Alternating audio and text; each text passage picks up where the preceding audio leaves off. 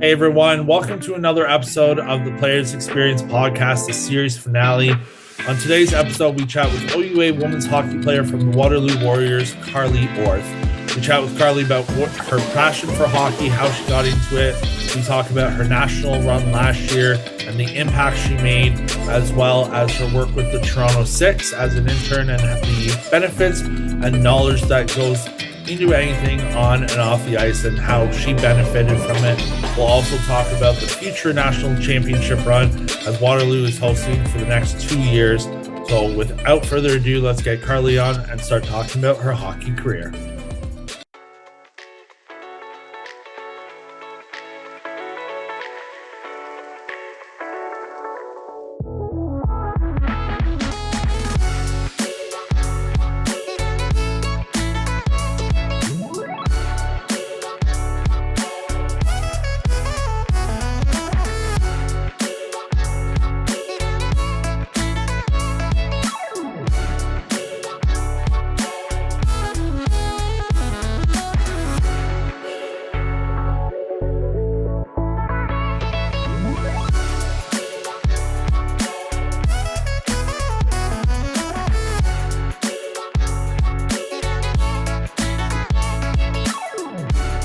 Hey Carly, how's it going today? It's good. It's good. How are you doing, Ryan?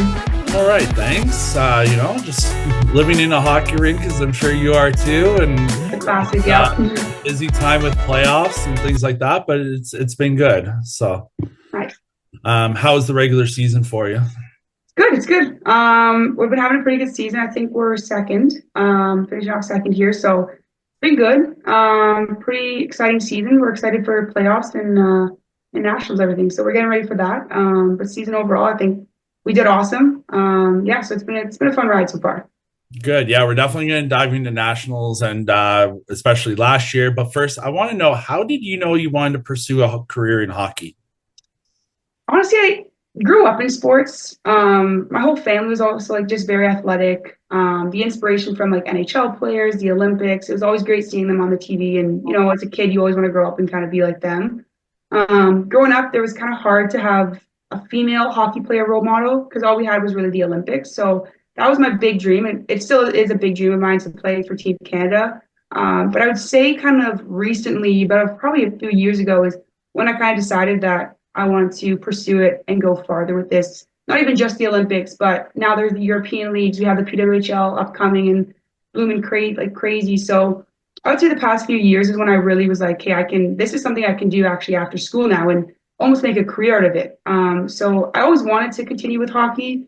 All I had kind of going for it was Team Canada Olympics, which is a big dream of mine. Like I said, still something I want to do, but now having Europe and the PWHL kind of going, I would say the past few years is kind of when I realized like, wow, this could be something I could do for real now. So it's something I still look for.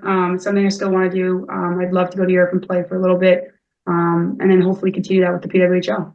That'd be really cool. And yeah, there's a lot of expansion talks coming through the PWHL. So I'm sure there's going to be just more and more teams that'll grow and develop, which just gives girls a lot more opportunity to be able to be on that main stage for sure.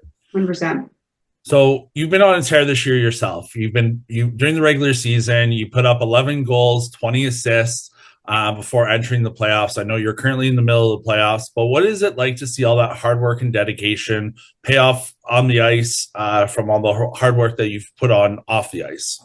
Yeah, no, it's really rewarding, especially coming off last season. I was dealing with a back injury, so it was hard to play at my full potential. And I'm sure every athlete knows this. When you're injured, it's not even just a physical pain, it's also just a mental kind of dragger. So it's really like personally rewarding to come back from that injury and kind of show what I can and play my best to not even help myself, but also contribute to team success and build momentum as we keep going to playoffs here. So it's great to kind of come back from that injury and help as much as I can. I give it all thanks to my team trainer, our strength and conditioning coach for helping me during the season and kind of accommodating the injury and kind of helping me surpass as much as I can.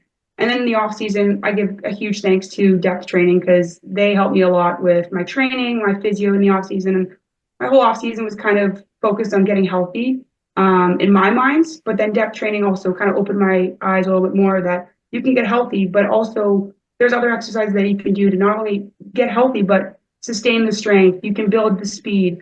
So it was really rewarding to kind of see that all the hard work that I paid off, not only during last season and trying to fight through an injury, but also in this off season, doing as much as I can to get healthy.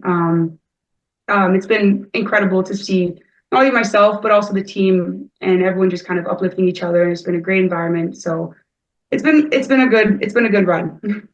Good. And yeah, it's definitely been awesome to see. Like, obviously, I've been able to come see you play a few times this year. And yeah, the work and the mentality that the team has behind you obviously is a huge attribute to success as a whole. So that's great to see. And talking about further success, we're going to talk a little bit about the overall kind of mentality that you have on the ice, especially going into the playoffs last year.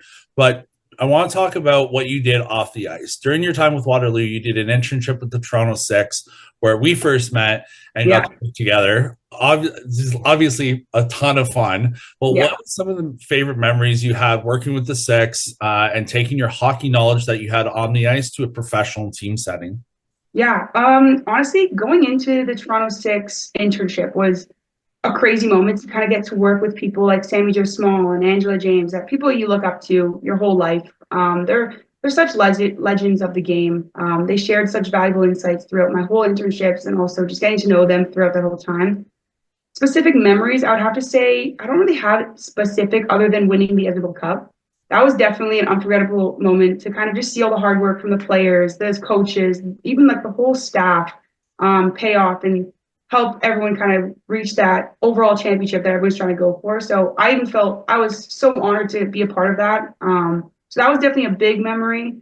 Apart from specific memories, just to get to work with such an incredible team. Like I said, Sammy Joe Small and Angela James, yourself, there was just incredible people to work with, and everyone just created such a welcoming, such a learnable experience that I'll never forget. And it was, as someone who's always on the ice playing the game, it was an incredible. It was very eye-opening to see what kind of happens behind the scenes, what goes on when all the players are skating, and that's something I'll take with me throughout my whole hockey career to help me understand that yes, the players and coaches are working hard, but there's so many people behind the scenes that are just working as hard. And I'll forever be grateful for everyone behind our backs when we're on the ice. Yeah, it's definitely a eye-opening experience for sure. Like, even I got an opportunity to work with the PWHL last year, and just seeing again all the work that goes into like a Oh game yeah, operations and making sure that the product on the ice is like something that people want to tune into and watch is just unreal, and definitely the next level of hockey. yeah, Sure. yeah. It's incredible to see, and it's like I said, it's I'm forever grateful for it, and I'm forever gonna take that with me during my career to always remember that not only are we working hard on the ice, but there's people running around getting probably crazy amount of steps while we're skating down the ice and stuff. So it's cool. It's an awesome internship. Speaking of walking or getting a crazy amount of steps, I bet Martina, your equipment manager for Waterloo, gets a crazy amount of steps. Oh yeah, she's a hard worker. Oh, she's running around. She's a hard worker. She deserves all the credit. She's incredible. She's incredible, and we're lucky to have her. Yeah, hey, shout out to Martina when Yeah, big shout out to Martina. Yeah. Now, last year, you and the Warriors made it to the OUA Championship Finals, where you faced the University of Toronto. And talking about a legend in herself, Becky Sanahara, who was coaching that team, and the Warriors walked out of that one in overtime 2-1. The reason I'm bringing that up, obviously, we want to talk about playoffs a little bit, nationals, but you left your mark on that game in so many ways. We talked about sportsmanship and team effort and things like that. But not only did you score the first goal of that game, but you also set up the OT winner. What was it, the emotions like for you going into that game, knowing like, hey, you're kind of on the biggest stage, this is an opportunity to get into the national championships, but then afterwards, like seeing your name on two different rows on the score sheet, realizing that you made that huge of an impact? Yeah, honestly, coming up to that game, I was actually coming off an illness. So I was like super sick the week before. So unfortunately I had to miss a few practices before that game. So that definitely brought out a few nerves, not being able to practice as much as I wanted to. So there's definitely nerves there. There was excitement, there was adrenaline, there was a huge ball of emotions. And it was also a super inspirational moment because that was the program's first ever time making it to the McCaw Cup, making it to the Nationals tournament. So it was just very eye-opening. It was very inspirational to kind of see that all the past alumni that have worked so hard, not only for their team, but also our team now, is just, it was great to see. And I'm glad that we got to kind of get the win for not only our team, but almost like as a program victory. So there was just so many emotions going on. The overtime winner was just, I'll probably never ever forget that experience. It'll probably replay in my mind every day. And it was great to see that the fight that we put Toronto in, and also the fight Toronto gave us. Like both teams played amazing that game, and just show that our resilience and our fight that we carried into overtime. And it was very rewarding as a team to kind of get that win out of there. And there was crazy. I couldn't even put the emotions into words. It was probably the most insane feeling to see that puck go in the back of the net and us win that championship. Yeah, you definitely watched the replay probably about 100 times for sure. I probably have half the views on there. What's that? Sorry? I probably have half the views on the videos on social media there. Probably. Hey, I know I would have done it, so I get it. Now, before we talk about nationals last year out in Saskatchewan and kind of look ahead next year, I have to ask you the most important question. Before a game, who's the person in the locker room that's on the aux board that has the best DJ setup of the whole team? Oh gosh, we got a few, honestly. I would say Jalen Duffy, number 7. She's got some good tunes. We've kind of switched more from the pop rap to more of like an EDM mix. Okay. And she's brought out some great songs to get the team going. I also would say Charlie Vandepeer, number 91. She's been outstanding too on the speaker. Like she knows all the good EDM house music tracks. And then also another one, I know we have a few here, but Faith Mitchell, she's been incredible too on the offside. I would say those would be my top 3. They definitely know how to get the team going and get us pumped up for games, and honestly get us pumped up for practices too. When we're playing music in there, they know exactly what to play to get us going. Love it. And that's what you need ahead of like any competition, but especially nationals for sure. You got to get to the next level and the next step. Oh yeah. Now, talking about last year's nationals, how was that experience for you, knowing that Waterloo got to go, like you said, first time going to the nationals, being able to experience that all? It was held out in Saskatchewan in the middle of nowhere, basically. So how was that experience for you? But also, what is it like knowing that the next year for the 2025-2026 season, Waterloo is hosting the national championship, which means you already got to buy into that. Plus, it's going to be your last season playing as a Warrior. So what's that all going to feel like for you? But let's get started with how nationals went last year.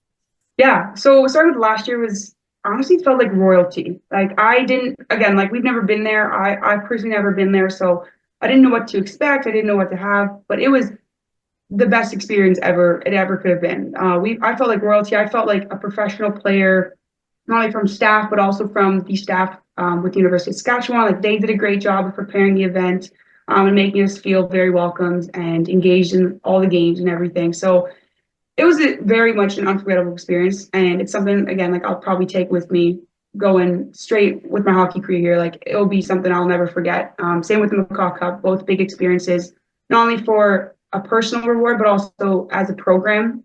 Just getting there it was good to know that we were able to do this for not only ourselves, but again, like all the alumni, our parents, our fans, our coaches, all the staff behind us and all that. So it was a great experience. And yeah, it's something I'll never forget ever.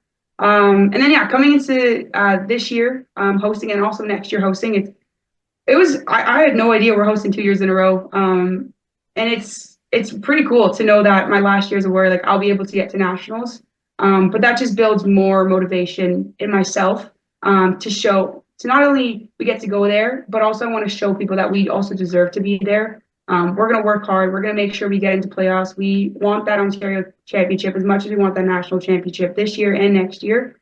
So I want to just kind of leave a lasting impact or a lasting showcase on the impact of our team and show that we deserve to be there. Like not only that we get to go there, but we deserve to be there. We want to be here kind of thing. No, and that's a great mindset. And I think, you guys are such a talented squad. And I think that's definitely a foreseeable goal. And I think the mindset behind your team, like we said all along in this chat, is just positive mindsets, supporting one another. And I think that'll be a guiding light for you guys going into this year and also next year for sure. Yeah, for sure. Now, my last question for you, you talked a lot about support among teammates, among coaching staff, among friends, family, things like that. What advice would you want to give to the next generation of female hockey players that may not know which school or team they want to play for right now, but know they want to pursue a career in hockey? As you said, growing up, you didn't have the PWHL and your site was just solely on the Olympics. Well, now there's the PWHL and more adversity in women's hockey. So there's a lot more girls' mindsets that are going to be like, hey, this is where I can get. So what advice would you have for them? Yeah, so kind of with like choosing a team in a school, I would visit as many schools as you can. My big thing was creating a pros and cons list. And I'm sure every upcoming athlete has heard that. You kind of visit schools, you create your pros and cons list of the schools and stuff. But a big question that I was taught when I was looking at schools was you got to ask yourself, would you still go here if you didn't play hockey? So do you like the campus? Do you like the culture of the campus? Do you like the city that it's in? Is it kind of too far away from home? Is it close enough that you can go home if you want, or do you not want to be able to go home? So it's kind of a big question I asked myself was, would I still go here if I didn't play? And that kind of brings it back to, like I said, like the culture. It also brings it back to academics, because academics is a huge thing when you're at school and not just the hockey and everything. So that was a big question I asked myself. And for young athletes that want to pursue a hockey career, and not only a hockey career, women's sports are the highest they've ever been right now with the new basketball team that's coming out in Toronto, the whole basketball league, the WNBA, the women's soccer league that's coming out, and also the PWHL that's upcoming and still going. There's so many opportunities for young female athletes to pursue a hockey career. And I would just say, keep the dream alive, keep going. Like, don't give up. Like you will get there. And there is times that, myself included, like there was times where I was like, is this for me? I don't know. Am I that good? Am I good enough? But if you keep working off ice, on ice, you work on everything that you can to make sure you get there, like you will get there. And as cliche as it sounds, believing in yourself is definitely a big crucial role in getting there. Awesome. Well, no better way to end the chat like that. So Carly, thank you so much for taking the time to chat. Best of luck in the rest of the run of the playoffs and hopefully a national championship, and look forward to seeing the success that you bring. Of course. Thanks so much for having me, Ryan. It was awesome. Thanks. Take care.